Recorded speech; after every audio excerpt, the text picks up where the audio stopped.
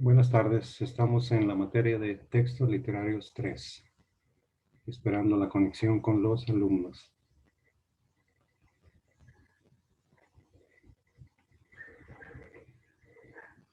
Vamos a esperarnos para que hagan la conexión.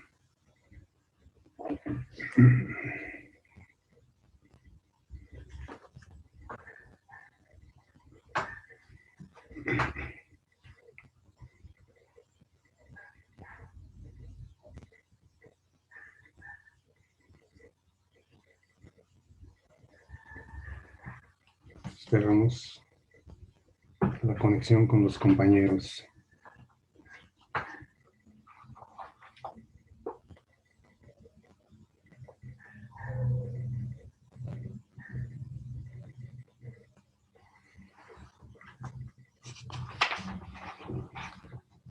Ahí tenemos a Dani.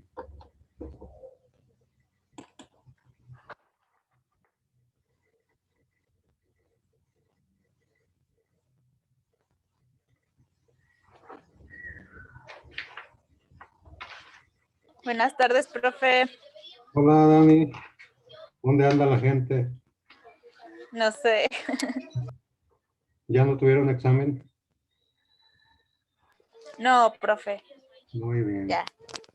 ¿Y sí prepararon lo que les dije? Yo sí. Eso. ¿Qué? Era la literatura romántica en México y algo como, bueno, Sí. también investigar marcos históricos sobre eso, ¿no? Ajá. ¿Algunos autores, no? ¿O No, creo que no. no aparecen? Sí, en la mía creo que sí. Muy bien. ¿Qué te parece si empezamos en lo que llegan?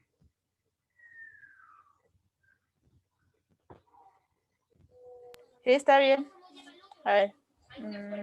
Porque con eso voy a promediar, que es parte ya del examen, y promediamos. Bueno, entonces empiezo, profe. Sí, El romanticismo en México fue una corriente artística que apareció tras la independencia del país y se prolongó hasta el estallido de la Revolución Mexicana. Sus principales características fueron la soledad, los temas sepulcrales y la melancolía. El contexto histórico en el que esta corriente se desarrolló fue la construcción de un nuevo país. Para ello era necesario apartar las costumbres y tradiciones coloniales, por lo que el nacionalismo se convirtió en una de las facetas más representantes en las obras románticas. Además, también se reflejaban costumbres y voces populares y se introducían personajes mexicanos. ¿Le sigo? no, déjame, ahí voy, estoy buscando una Sí. hojita. A ver, ahorita le completamos. Sí, el marco histórico se refiere a que qué pasaba en la historia, en la sociedad, en un tiempo determinado, cuando surge tal corriente o tal movimiento, ¿no? O sea que van muy relacionados. El movimiento artístico tiene que ver con los acontecimientos que pasaban en ese tiempo.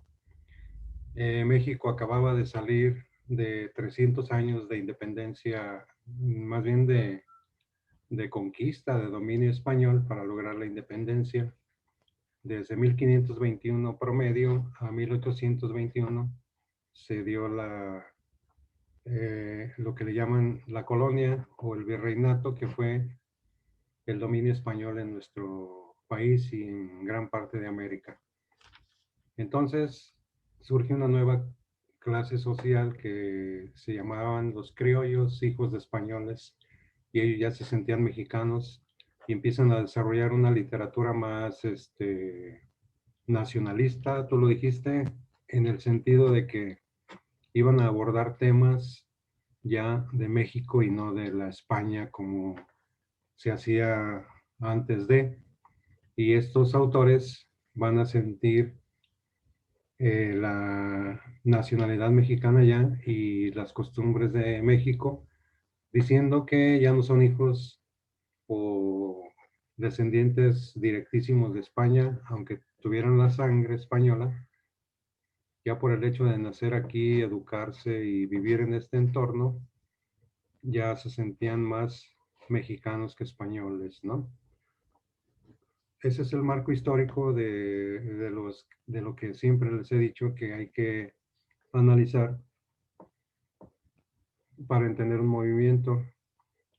En este caso, el romanticismo, ya sabemos, surge en Europa, pero dadas las distancias y los medios de comunicación y el transporte no tan avanzados en aquellos días, pues llegaban tarde aquí los movimientos artísticos y el romanticismo pues ya había empezado a decaer en Europa y aquí surge, pero no porque quisiéramos estar atrasados adrede, sino ya lo señalé por las distancias y ¿cómo se llama? La lejanía, los medios de transporte que duraban mucho y todo eso impedía que hubiera un adelanto o que estuvieran a la par aquí las corrientes artísticas como en Europa, ¿no? ¿Se imaginan si hubieran vivido gente de aquellos días ahorita que con la internet y demás, la información casi todavía ni la suben y ya la gente la está escuchando? Se morían de miedo. Muy bien, ¿qué más, Dani? En vista de que no hay gente. Ahí voy.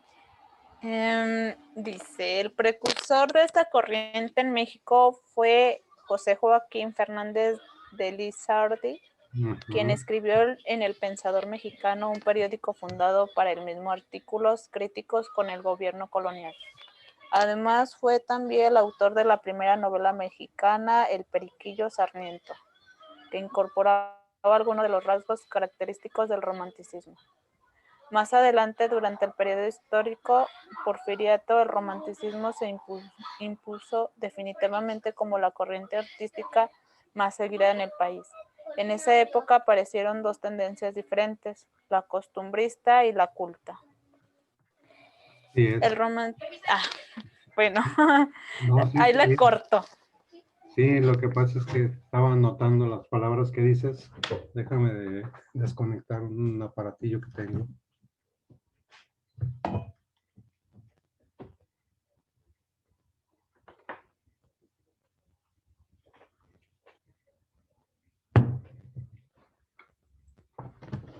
No, es que anoto algunas palabras para después comentarlas. Por ejemplo, ahorita hablaste de José Joaquín Fernández de Lizardi.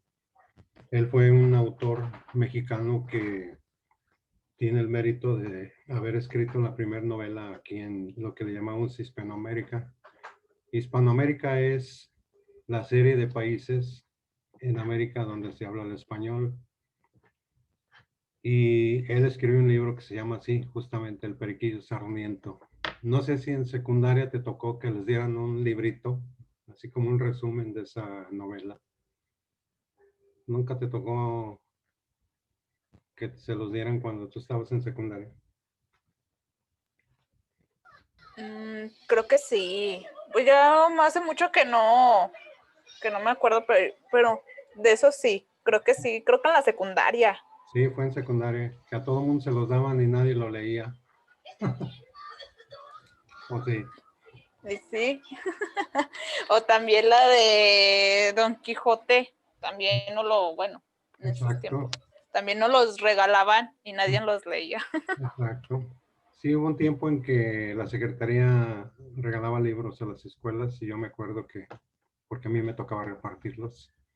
Es un compendio, o sea, un resumen de esa novela que fue escrita en el siglo XIX y está padre, nomás que está en un lenguaje a veces medio, no complicado, sino rebuscadillo de que, pues como se escribía en aquellos días, no tan clarito como hoy. Y es una novela que habla de todas las costumbres, modos, formas, lugares de vida en la capital en aquellos días. El Periquillo Sarmiento es el personaje principal y pasa por la cárcel, por la escuela, que es ahí donde le ponen el apodo, porque su mamá tuvo la hazaña de vestirlo el primer día que fue a la escuela. Ya había bullying, ¿eh? Lo viste de verde y amarillo, imagínate, como un perico, y luego, pum, que le da sarna. Entonces, los buleadores de todos los tiempos se fijaron y ¡zas! Surge el apodo del Periquillo Sarmiento. Es una novela de lo que acabas de hablar ahorita, costumbrista. La novela costumbrista se refiere a las costumbres que se vivían, se practicaban en esa época, en este caso del siglo XIX. Y una novela costumbrista es como un retrato, como una fotografía de lo que pasaba en la sociedad en el tiempo en que el escritor escribe su obra y nos da a conocer cómo era la capital, el México de aquellos días, donde describe lugares, personajes, clases sociales, incluso comida. ¿Tú conoces las chinches, Daniela?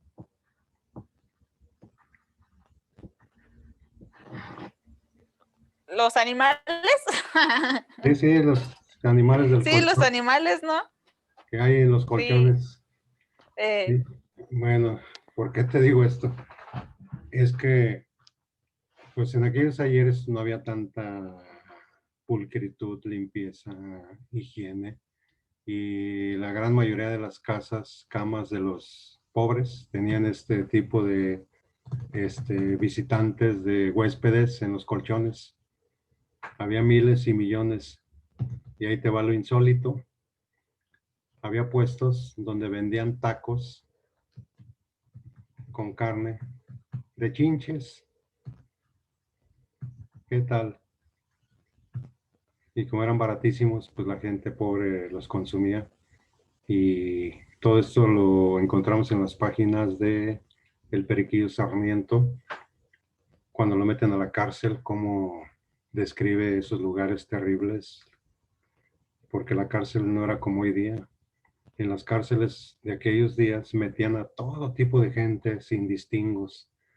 Metían enfermos, delincuentes, violadores, asesinos, psicópatas, prostitutas, rateros.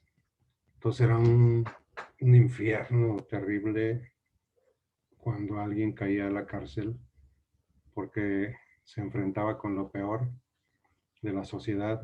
No había como hoy clasificación. Incluso dentro de la misma cárcel hay lugares donde están los reos peligrosos, peligrosísimos, psicópatas comunes, y en aquellos días estaba todo revuelto. Entonces era algo terrible y todo eso lo sabemos a través de estas páginas.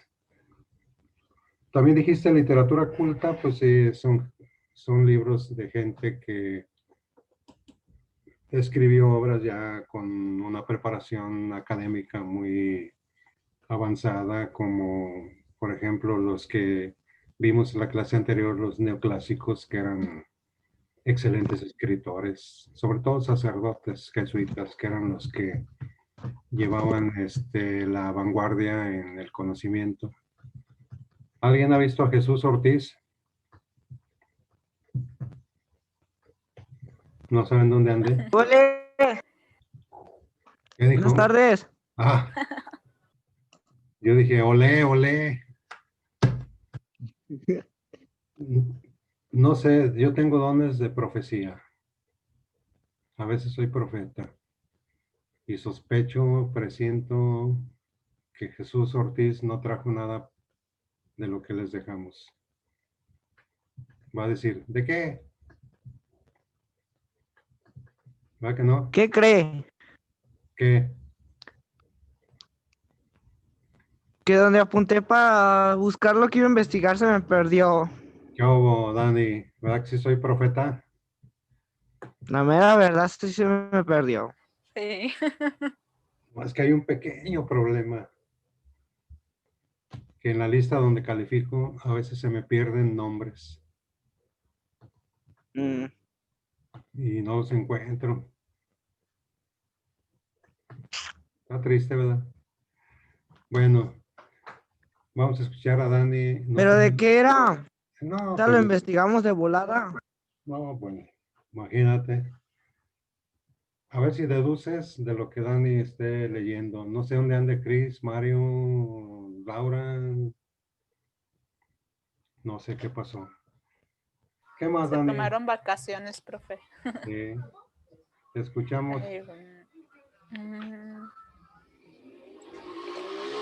El romanticismo llegó a México procedente de España y Francia como en Europa. Fue una reacción frente al neoclasismo, pero con gran componente del rechazo a la tradición y los privilegios, representados entonces por las élites coloniales.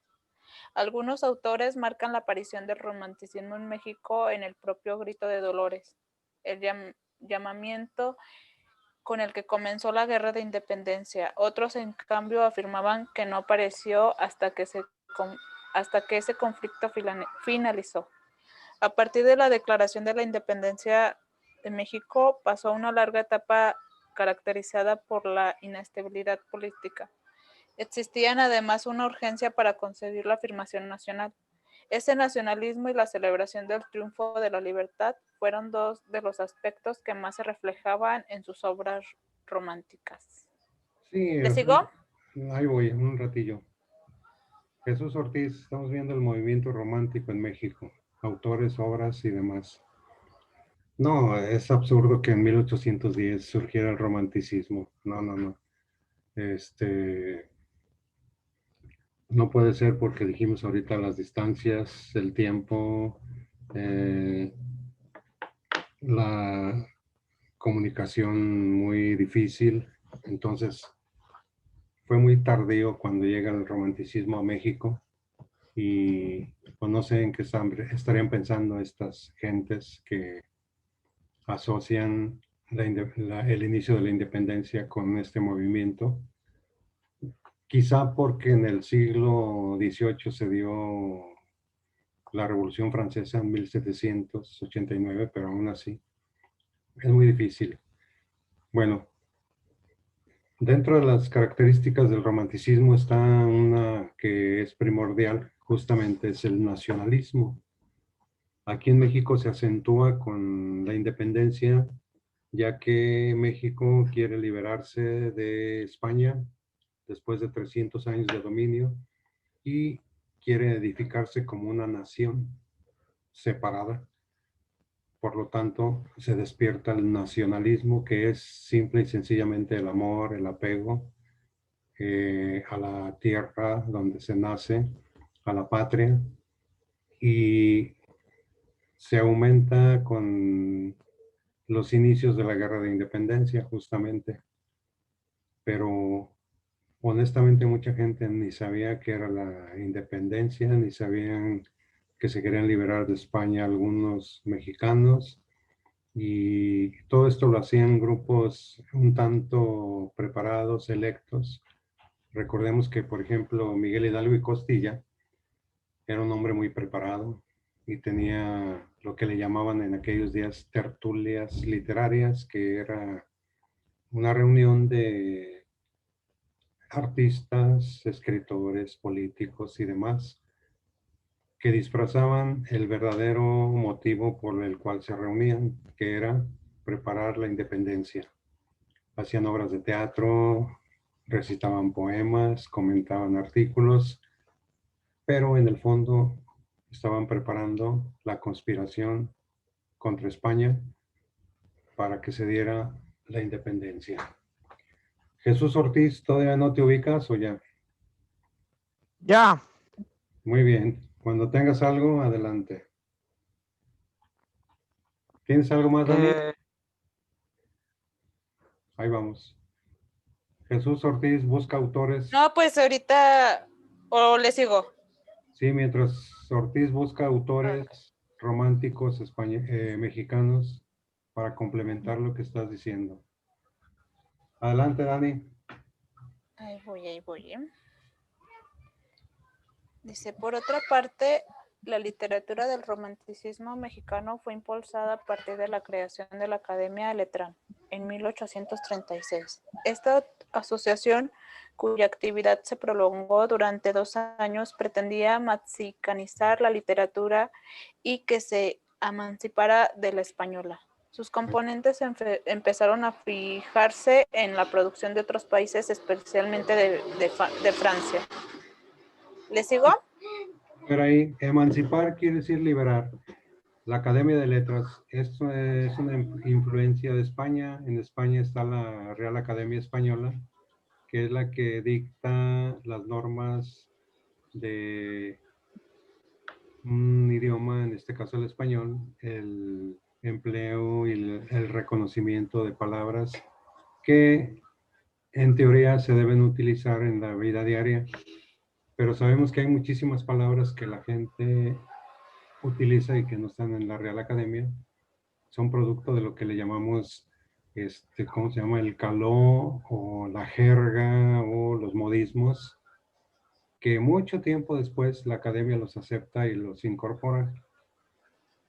Emancipar, dijimos, quiere decir liberar. Y poco a poco los escritores mexicanos van combinando el elemento europeo, lo acabas de decir, Francia. ¿Por qué Francia? Porque era la escuela literaria más avanzada de aquellos días, incluso en la actualidad. Hay muchos premios Nobel de literatura de Francia, junto con la española y la rusa. Son de las escuelas literarias más avanzadas, mejores de la producción de libros que le ha dado la humanidad. Y esa es una ventaja que tenemos en México, de que somos producto de una cultura muy avanzada en literatura como lo fue la española, y de un idioma precioso y preciso como lo es el español. Que no lo sepamos usar, hablar, manejar, esa es otra cosa. Pero el idioma español es de los más ricos que hay en este planeta. Muy bien. Jesús Ortiz, ¿ya? Sí, A ver, parece Fernando Calderón, Ignacio Rodríguez Galván, ¿cómo que Galván? Galván. Galván, Es como si yo te dijera Jesús. Guillermo Prieto, Sí, Juan de Dios Pesa, así es.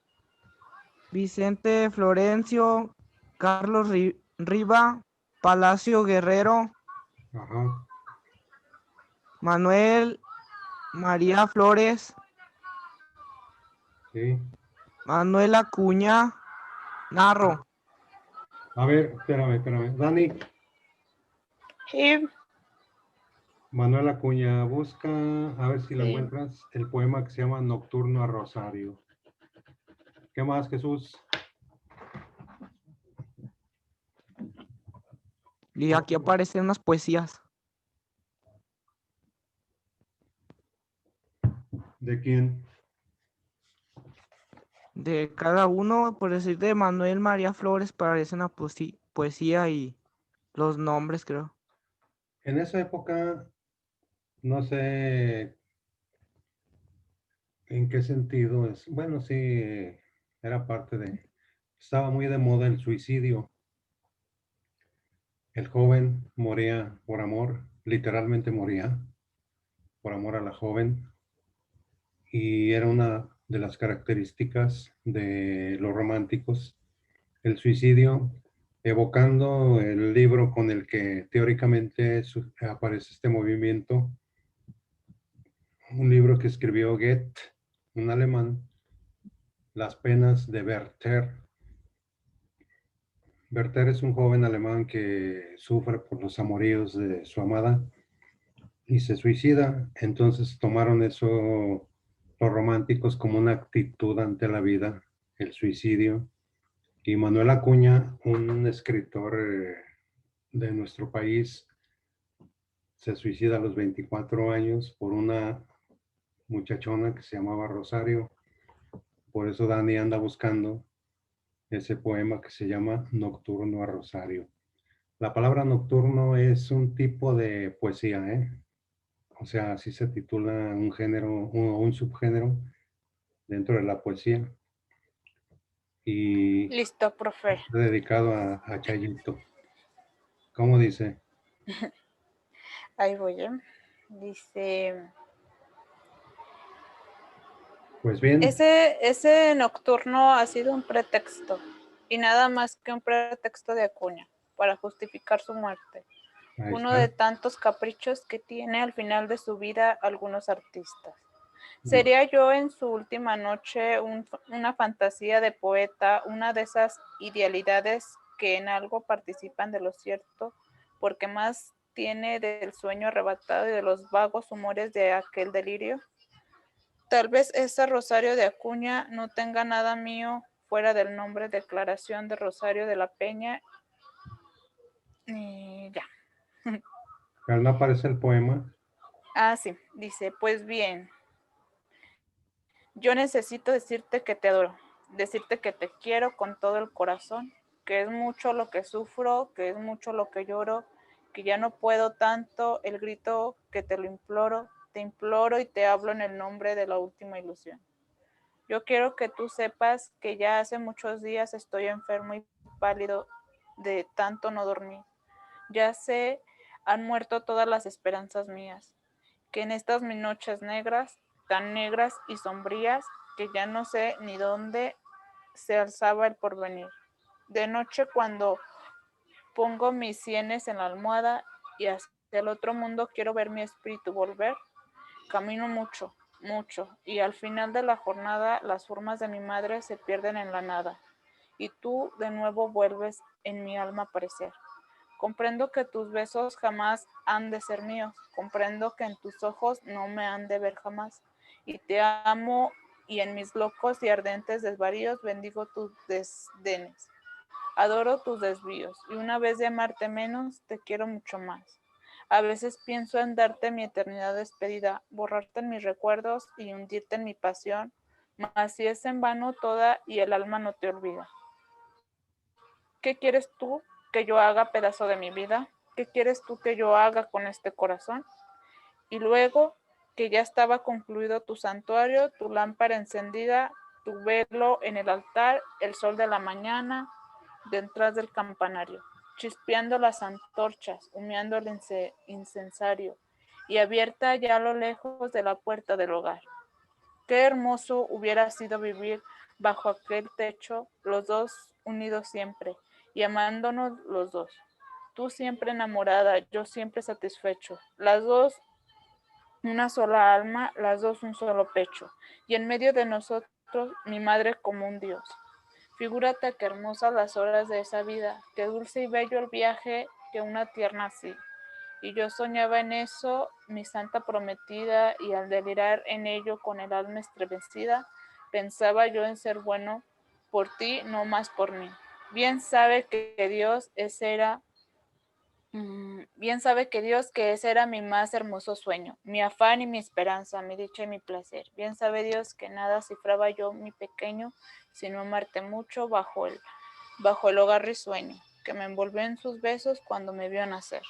Esa esperanza, esa era mi esperanza, mas que ya sus fulgores se ponen en hondo abismo, que existen entre los dos. Adiós por última vez, amor de mis amores, la luz de mis tinieblas, la esencia de mis flores, mi lira de poeta, mi juventud, adiós. Ahí, Y ya es todo. sí, ahí se está despidiendo ya de ella y de la vida por una tal Rosario que no le hizo caso y que él andaba terriblemente enamorado. Y como una de las poses, características y demás era el suicidio entre los románticos, pues se suicida por una tal Rosario de la Peña que, según dicen, pues no le hizo caso. Y como él era estudiante de medicina, Manuel Acuña busca la forma que él cree adecuada y se suicida. Y era una actitud que ellos tomaban ante la vida, ¿no? Por eso se está despidiendo tanto de la vida como de ella, don Manuel Acuña. Y este movimiento del romanticismo, pues sí, sí dejó mucha huella en México porque se identificó mucho con el alma, la forma de ser de nuestro pueblo, ¿no? Ya que somos muy sentimentales, muy románticos, muy amorosos y incluso todavía se utiliza la palabra, ¿no? Ay, es muy romántico. Y escuchamos en los medios. A continuación, media hora de música romántica. Lo asocian con el amor, con los sentimientos, con las emociones, pero había más. O sea, en el romanticismo había más. Había cosas extremas. Nada más que eso ya entra en otro rubro, era lo que le llamaban los poetas malditos. Se iban más allá de lo, digamos, natural y se metían a otras situaciones, ¿no?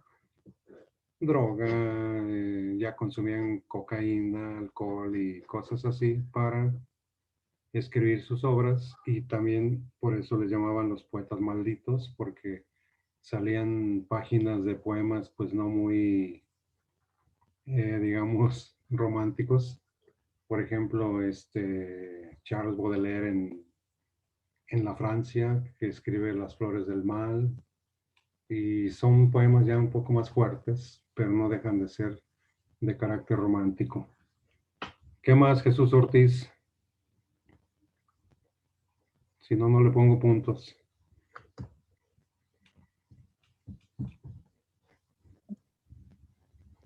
Ahí, ¿Qué dijo Dani? ahí tengo también, o sea, me aparecen también romanticismo alemán. No, lo estamos ubicando en México. Dijimos que en México. Aquí De hecho, aparece ahí en Alemania. el romanticismo mexicano se distinguía por amalgamar el periodismo, la política, el positivismo y liberalismo, y pues Sergio surgió en los años previos a la Revolución Mexicana, y el poeta Manuel Acuña es posiblemente el máximo representante del romanticismo en México, aunque también destaca el trabajo del poeta Manuel María Flores, autor del poemario Pasionarias, Guillermo Prieto e Ignacio Manuel Altamirano. Altamirano. Sí, lo que decíamos ahorita, no fue en la revolución más o menos de 1910 en que el romanticismo pega y un poco antes, pero no en 1810. Sí, en aquellos días eran todólogos, o sea, eran periodistas, poetas, historiadores, y luego la influencia del positivismo. El positivismo fue una disciplina o un sistema filosófico que surge en Francia con Augusto Comte, en el que se decía que todo debía estar sujeto, todo conocimiento debía estar sujeto a las normas científicas, nada de yo me imagino, yo supongo, todo tenía que estar sustentado por la ciencia. Para esos días en México vivíamos el porfiriato, la dictadura de don Porfirio Díaz. Y este presidente manda a un grupo de intelectuales a Francia a que se prepararan, se nutrieran, conocieran esa corriente llamada el positivismo y vienen, le llamaban a este grupo los científicos y vienen a México y lo implantan en varias ramas del saber, incluso en el sistema educativo. El sistema educativo de México tuvo muchísimo tiempo la influencia del positivismo en el que todo el conocimiento debía estar sujeto al método científico y también ahí se combinó con el arte, es decir, los autores de aquellos días eran de todo. periodistas, poetas, escritores, cronistas y demás. Y fue una etapa productiva en México. Hubo excelentes, sobre todo poetas, muy buenos poetas que han dejado su obra literaria como huella importante en México. Y pues lo único que nos falta es leerlos, porque México es tierra de poetas, de novelistas, pero el problema es que no los leemos. O sea, ahí están los libros. Ahí están los libros y no los leemos. Ahí están los libros y no los leemos. ¿Sí o no, Dani? Sí. Más si son Bueno, yo más no, profe. más si Yo son no, yo libros, sí los leo. más si son librotes así, bien gruesotes. No, una vez nos dejó la maestra Rosario Ajá. leer un libro a cada uno y sacar, sí, no, con nuestras propias palabras de lo que se trataba, de cosas importantes y así. Y yo escogí el más largo, ¿Cuál que sería? era el de Odisea. Odisea. La Odisea de Homero. Ajá. Y pues yo lo tuve que leer todo. ¿Y si lo acabaste? Sí, sí. Ah, excelente. Son de los viajes de, ¿cómo se llama? De Homero, ¿no? No, él es el autor de este Odiseo. No, de Odisea. Y ¿Cómo dice pues a mí sí aquí? me gustó. ¿Cómo dice aquí? El galano arte de leer. Así es. Antología didáctica. Galano quiere decir el hermoso, el bello, el entretenido arte de leer. Muy bien. ¿A Entonces, usted cuál es su favorito de leer? ¿de qué autores Uh-huh. o de qué? De libros. Para eso De de autores. ¿De autores? No, pues tengo miles. Honorato de Balzac, Jorge Ibargüengoitia, Jaime Sabines, Ya Carlos, después ahí me pasa unas recomendaciones de libros. Carlos Monsiváis, Alejandro Pushkin, Isaac Bashevis-Singer, Walter Scott, Emile Zola, Gustave Flaubert, Philip Roth, Bukowski. ¿Le sigo o ya? O ya con eso. Como quiera, profe. No, Ya se le avisa son que ya se cortó, pues ya se cortó. Luis Cernuda, ¿cómo se llama? Adolfo Bioy Casares, Jorge Luis Borges, Alfonso Reyes, Amado Nervo, César Vallejo, Octavio Paz, Morris West, Oscar Wilde, hay otro, Graham Greene, George Bernard Shaw, un poeta gringo, Walt Whitman, Federico García Lorca, Ramón López Velarde, ¿no? No acabó. Con esos, ¿no, Dani? Sí, profe. Julio Está bien. Cortázar, Emilio Carballido, Bruno Traven, Cronin, un último, déjame ver, un último, Saramago, la China Mendoza de aquí de Guanajuato, Rosario Castellanos, Gabriela Mistral, Pablo Neruda. No, ya, hasta ahí. Uf, muchos. Vamos a ponerle etcétera. Muy bien, entonces hasta ahí nos quedamos y me quedé intrigado por Chris y por Mario y por Laura. A Chris me avisó que no se había podido conectar porque trae, el internet muy lento. Está muy baja la señal allá en su rancho y no, por eso no sé, sin albur, profe. No, ya. Y ya lo vi que se ríe. No, me reí porque, ¿qué dirá Chris? O sea, por eso. O sea, Bueno, y Y me avisó, pues no, incluso no se conectó a ninguna de las clases por lo mismo, de que no tenía muy bajo el internet Ya. y pues no podía entrar. Ok. De Laura no, ¿verdad? Ni de Mario. No, de ellos no, profe. Bueno, pues ya que ellos me platiquen qué sucedió. Bueno, entonces terminamos por hoy día y para calificarles. Y que tengan Bueno, feliz sábado y nos vemos dentro de 8 días si Dios quiere. sí está bien, profe. Muy buen fin de semana. Bye. Igualmente. Bye. Adiós.